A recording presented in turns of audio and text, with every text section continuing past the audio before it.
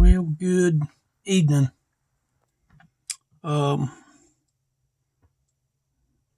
If you have your Bible, I want to look at one verse in the book of Ecclesiastes. Ecclesiastes chapter 1. This is Solomon that is talking to the church. That word ecclesia means assembly. And I can only talk to people that is in the assembly, because a lot of people that are lost, they don't see the value of the message.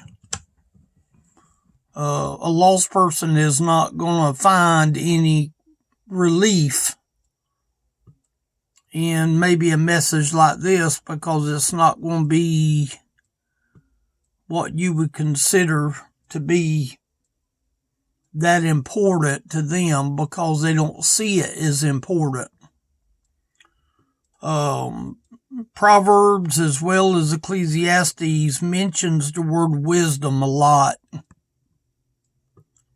It's not talking about human wisdom, it's talking about godly wisdom. And I just got finished praying tonight when I was flipping through the Bible, and I don't want to be deceived.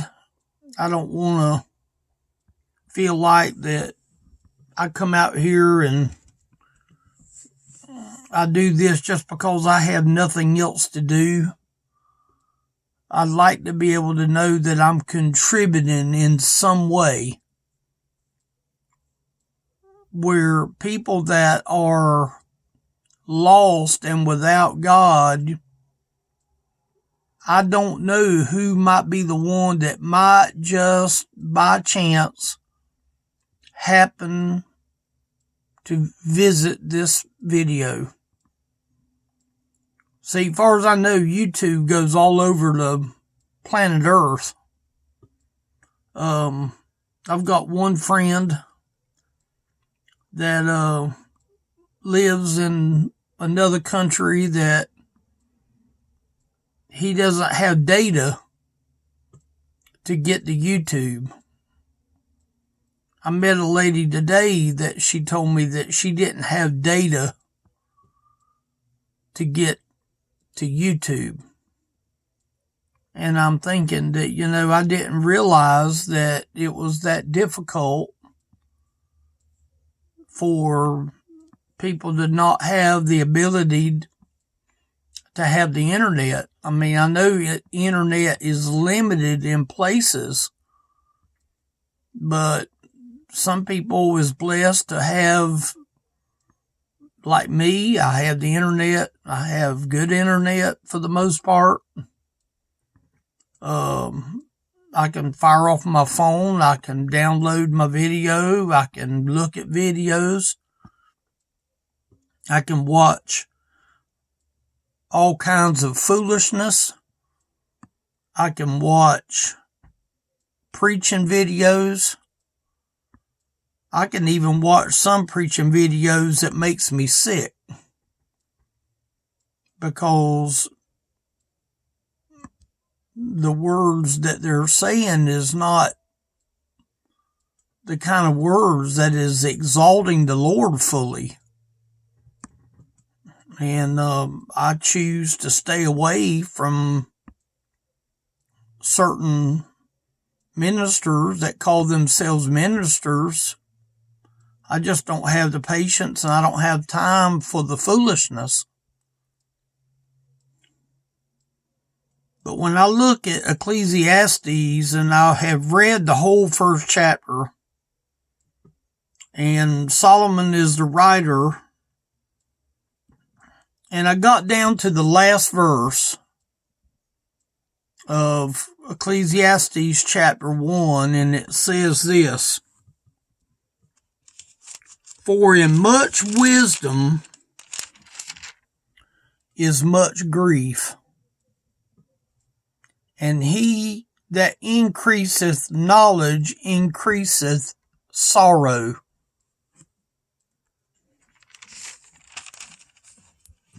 For in much wisdom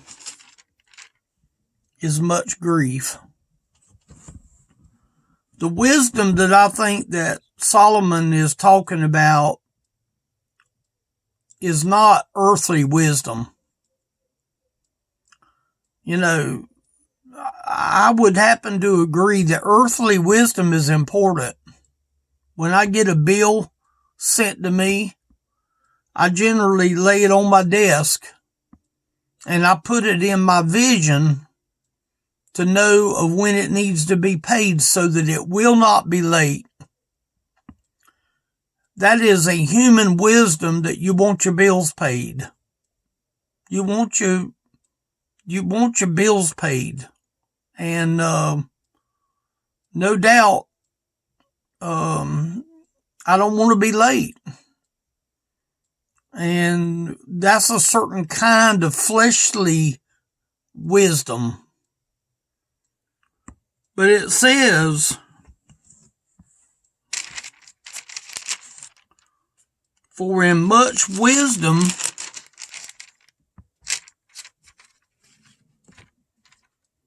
is much grief. I'm thinking that Solomon is referring to godly wisdom. Godly wisdom stresses people out at times. You know, I know that I've seen repetitive all the time. I seem repetitive in the things that I say. But you know what? I think there's a lot of people that are guilty of that same thing, that the message that a preacher will preach this Sunday might still be on his heart the next Sunday. You know, I'll be honest with you. I don't really like messages that's just got a bunch of points and it's more like a history lesson. You know, I generally know when Hardee's makes a fresh biscuit. And I generally know when Hardee's is heating up the biscuits from yesterday. Now, I don't think they throw the biscuit away. I do think that they save the biscuit and they'll use them in some fashion or some way. But it's one thing to have a human wisdom. A human wisdom is to walk around your car looking down at the tires to see that the tires are all pretty much the same level. The air is in each tire about the same level, same amount.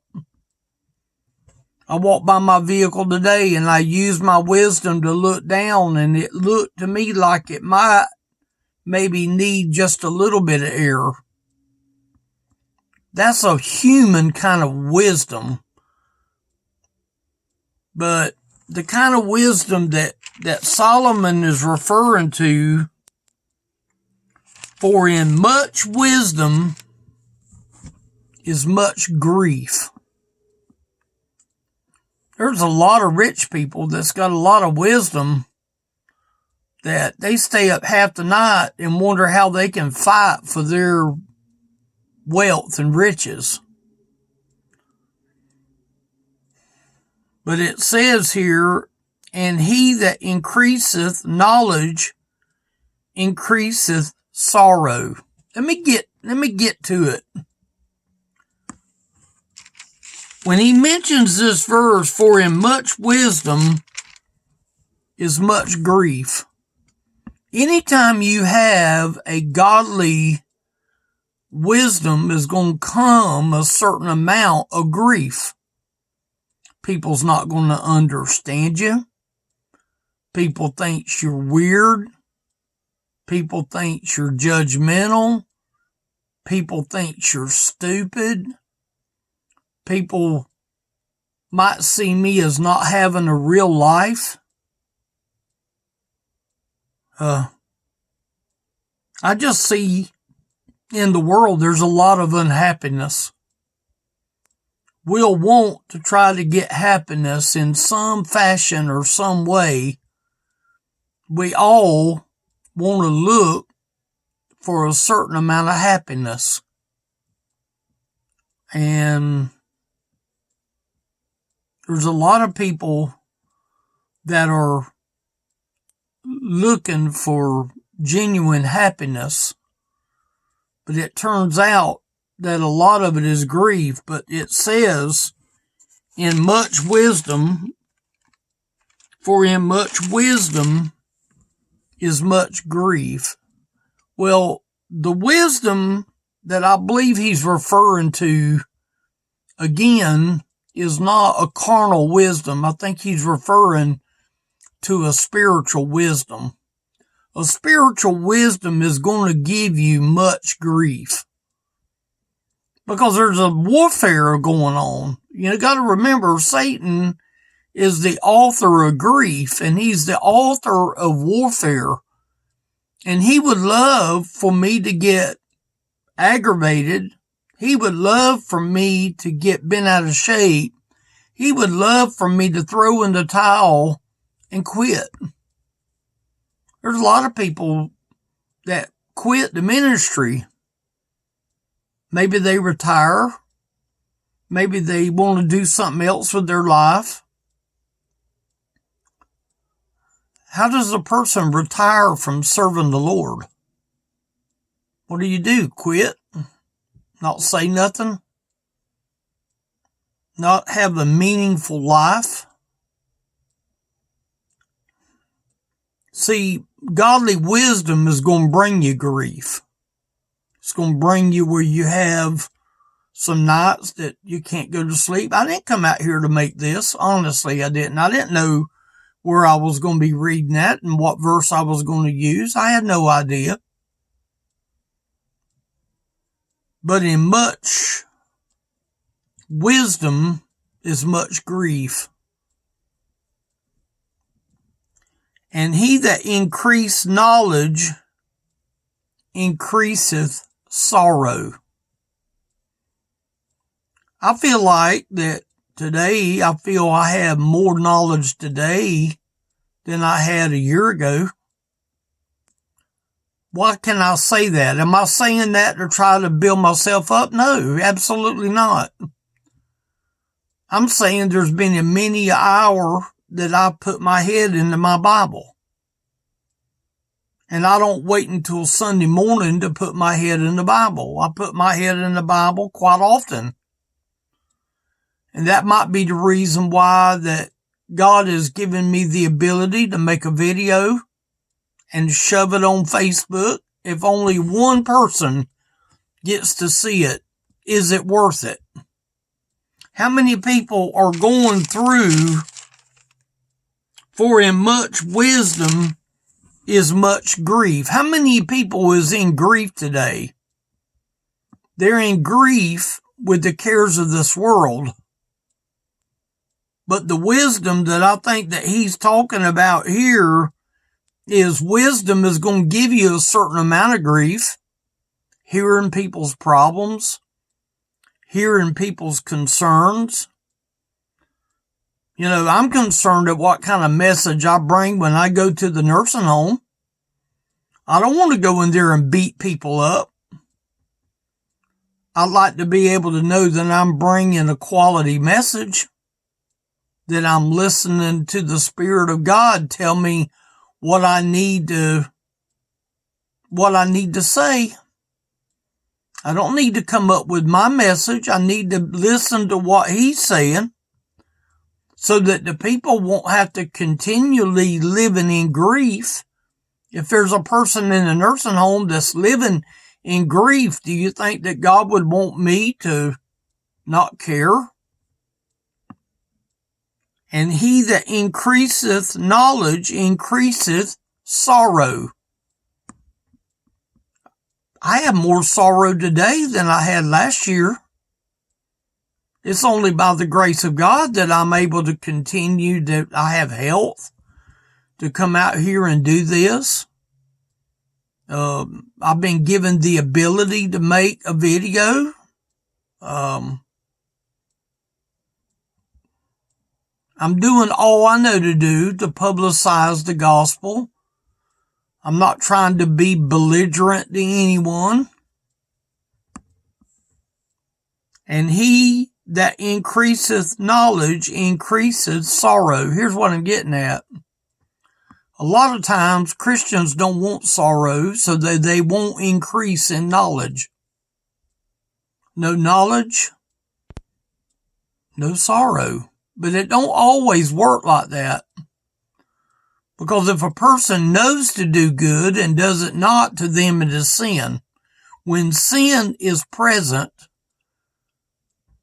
it calls a wedge. I used to have a wedge in my room in here, and I don't know where it is now, but I used to have a little wooden wedge. And I think right here it is. You know what a wedge is? A wedge is a piece of wood that goes up under the door that stops the door from closing when you put the wedge under the edge of the door. See, there's a lot of people that don't see the wedges of their life against the wisdom of God. And the reason that I think that we increase in sorrow is because we choose not to want the ways of God. He that increaseth knowledge increaseth sorrow. If I come out here and decide not to read my Bible for a month, who is that going to hurt? Well, it's going to hurt me, because it's going to drive a wedge between me and learning about my Bible. I don't want to put a wedge in betwixt me and the Lord.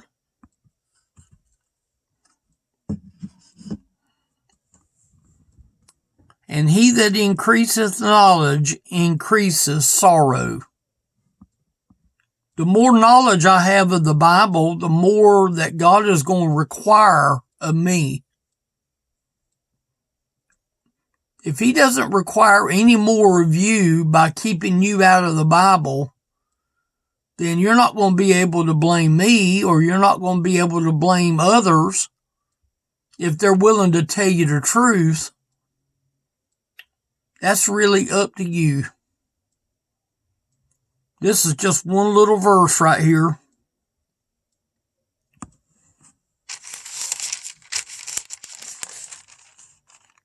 For in much wisdom is much grief.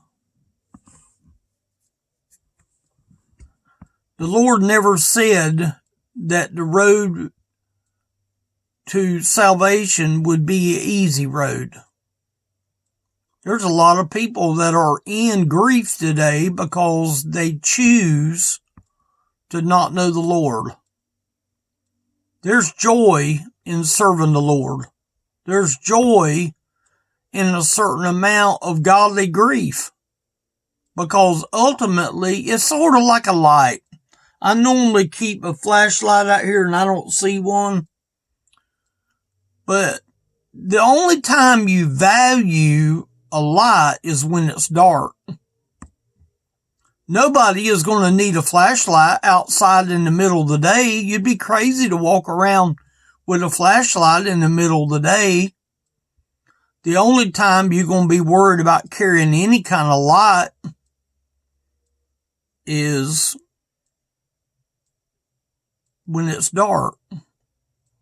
And when it's dark is what reveals the sorrow. But when Jesus is there with you,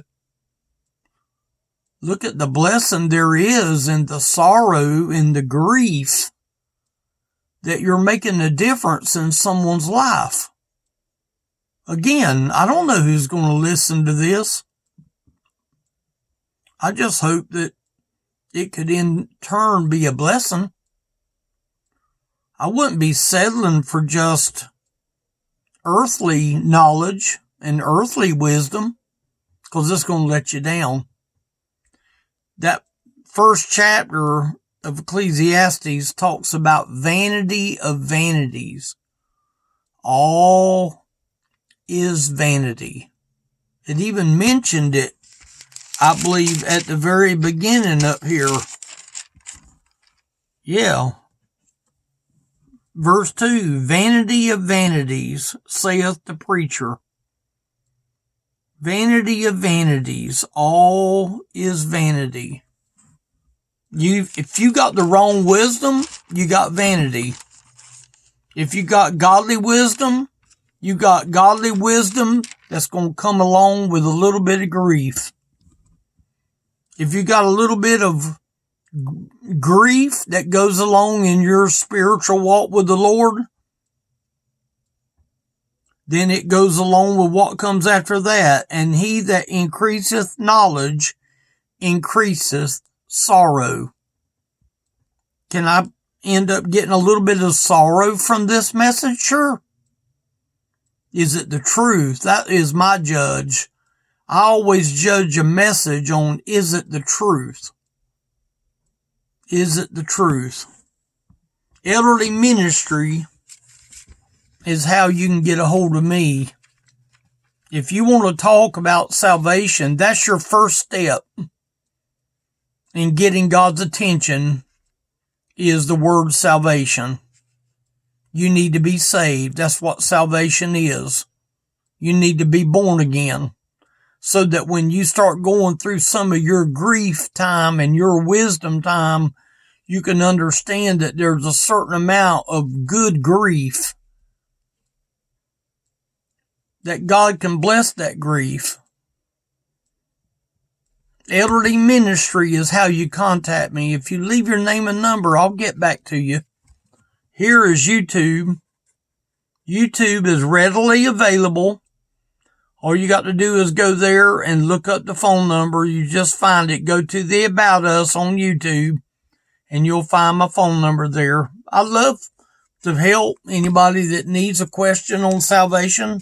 Don't mind a bit. Let me know. I'll be glad to talk with you. Don't depend on earthly wisdom. It's going to let you down. Depend on the godly wisdom, the godly knowledge that does increase sorrow from time to time. But look at the glory of God in the sorrow. Thank y'all for watching.